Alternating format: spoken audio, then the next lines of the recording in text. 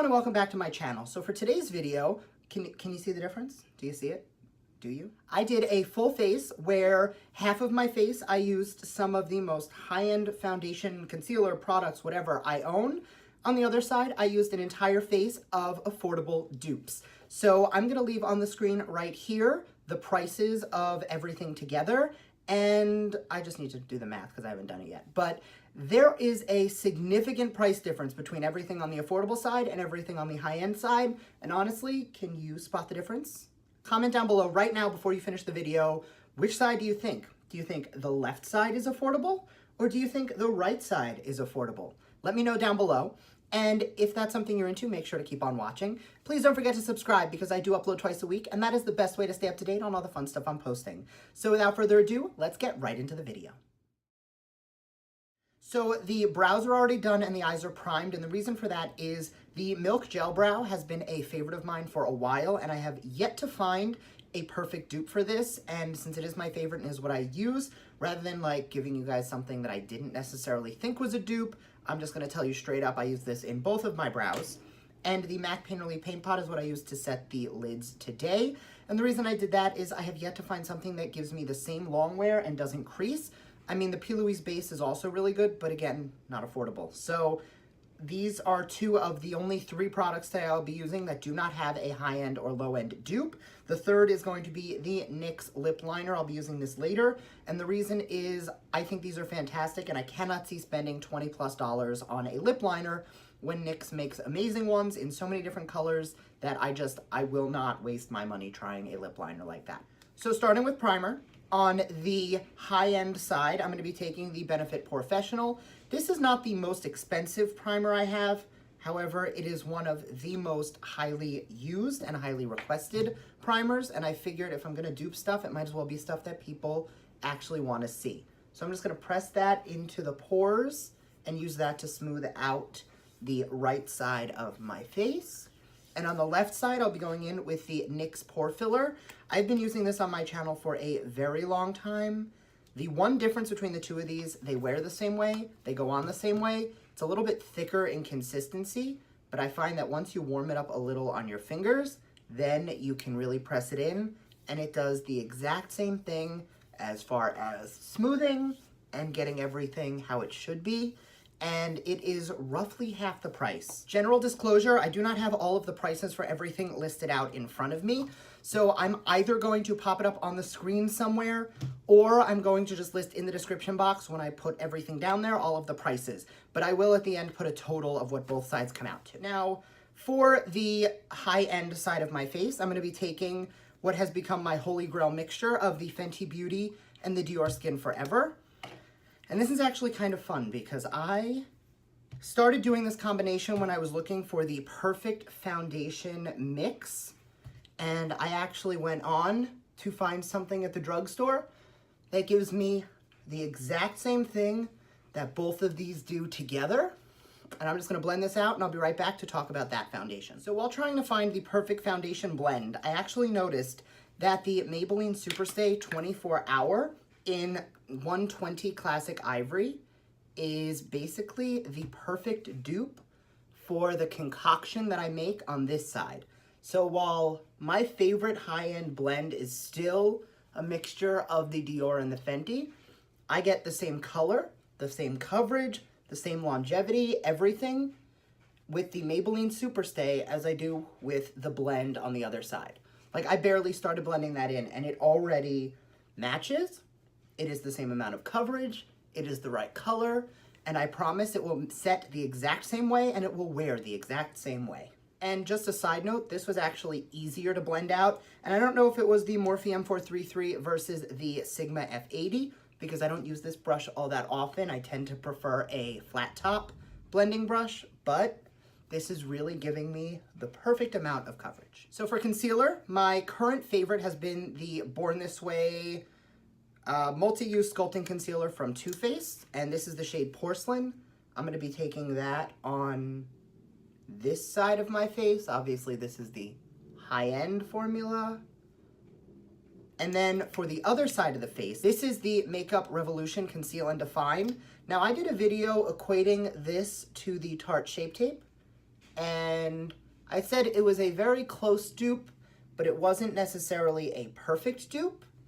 Now that I have used this a little bit more, the reason it's not a perfect dupe for the Shape Tape is because it is the perfect dupe for the Born This Way.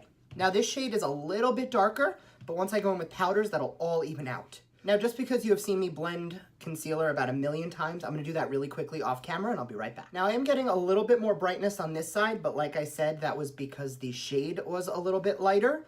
So I am gonna go in now and set both down. For the high-end side, I'll be taking the Laura Mercier Translucent Setting Powder. This is a crowd favorite and a staple for a lot of people in their makeup kits. It is one of the most finely milled powders. It is translucent, but it does not leave a white cast. And it really just goes on so smooth that you can use this to set both the under eye and really anywhere else on the face. The powder that I found that does basically the same thing is the RCMA No Color Powder. Now, other than the packaging, which I have spoken about before that I really don't like, I find that it does go on a little bit more white, but once I dust that off, it will all kind of settle down to be the same shade. And in this instance, because this concealer was not quite as light, it actually would not necessarily be a bad thing if this side got a little bit of extra brightness. So I'm going to just pat this into the rest of the face on this side. I'm going to leave it for like 5 minutes to bake so that this actually lasts, and I'll be right back to go into the next step. Okay, so I just dusted off the bake, and now I'm gonna go in with the rest of my setting powder.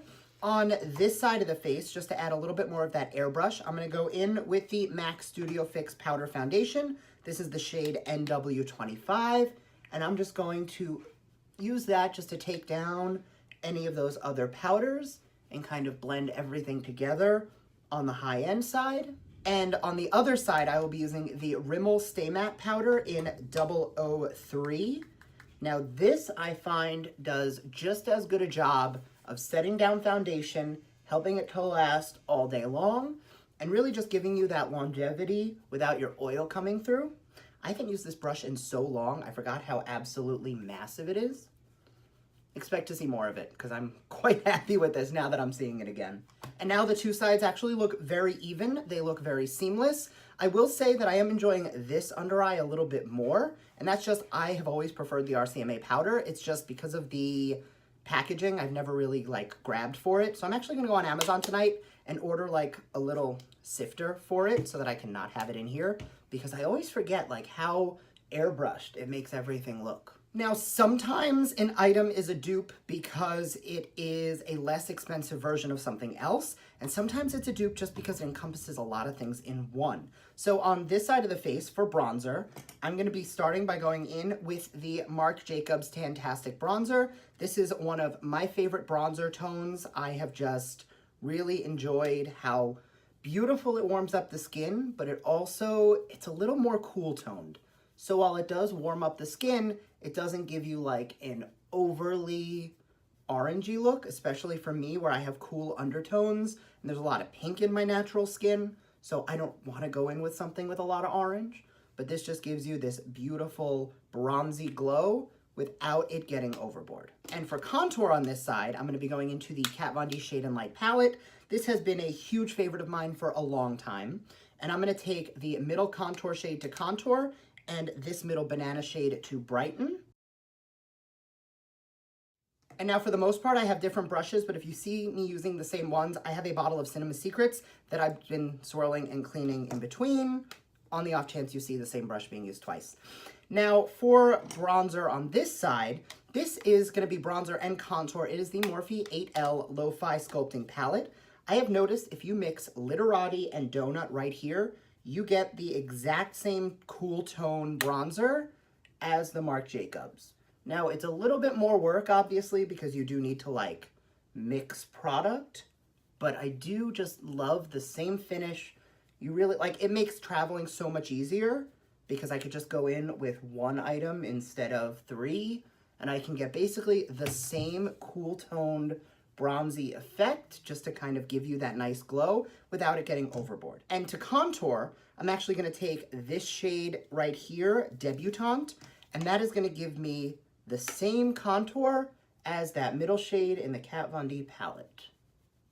Now that those are on, I did have to take my powder brush and just kind of finesse these powders together a little bit.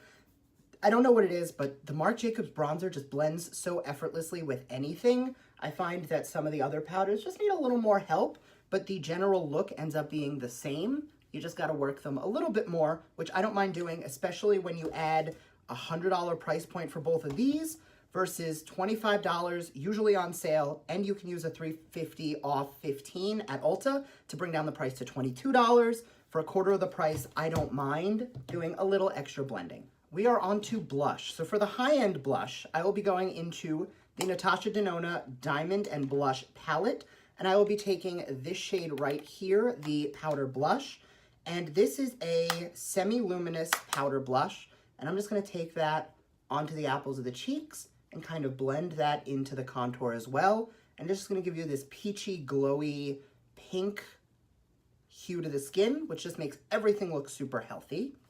And to highlight, I'm gonna be jumping, that's the wrong brush. I'm gonna be jumping into this shade right here. And this, I'm just going to dust on the high point of the cheek, just to give you this beautiful glow. Now, the reason I wanted to use this for blush and highlight today is I didn't want this to look like I was gonna use a unitasker palette that does multiple things on one side to save money, but not do it on the other side. This is a great palette for blush and highlight, but it's still 90 bucks. So the two items that I'm gonna use on the other side that do the exact same thing, but combine are even like a tenth of the price, are the Wet n Wild Color Icon Blush in Pearlescent Pink and the Milani Afterglow Strobe Light Highlighter. Between the two of these, like, this side's looking a little bit more pinky. I probably just, the powder is a little more finely milled when it is pressed, so you get a little more pigment, versus the Natasha Denona where you can have a little bit more control. That is what I think you pay for. You get a little more control with the Natasha Denona, but once again, you blend them out, you get the same beautiful coloration from both. So now things are getting a little powdery, so I'm gonna take the Urban Decay All Nighter setting spray, and I'm gonna use that on this half of my face. And on this side, I'm gonna be taking the NYX Finimatte Matte Finishing Spray.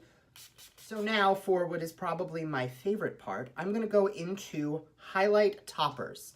So on this side of the face, I'm gonna be going into my favorite. This is the Artist Couture Diamond Glow Powder in the shade Illuminati. It is a beautiful, it's an off bronze champagne. And I just like to take that and hit up the very high point of the cheek. And that's just gonna give you this like extra blinding effect and just kind of amp up your glow to the next level. And on the affordable side, this is the Wet n Wild Loose Highlighter. This is in Moon Tears from the Goth collection.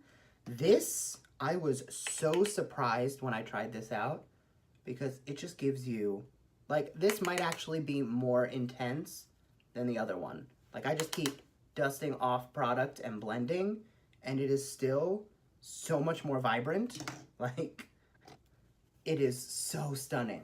And this one I think was like $4 or something. I know it was limited edition, but if you can get your hands on any of the loose highlighters from Wet n Wild, they are $4 versus $30. And I mean, what side would you pick? Because I don't really see that much of a difference. Okay, so we are on to eyes. And now obviously, these are not the only dupe pairs I have. I have a lot of them. And let me know in the comments down below if you would rather to see me do it like this where I do a full face with competitive products, or if I do something a little bit different where I'll just do like, these two palettes are similar and these blushes, as opposed to doing a full face every time. Let me know, because I could do like a quick eyeshadow dupes video and a complexion products video if you'd prefer that. I kind of like these head-to-head videos just because you can see the application and kind of get a little bit more of a direct approach as to what you think looks better, as opposed to me just swatching things side by side and saying, oh yeah, these two foundations, I promise they'll look the same, as opposed to me actually doing it.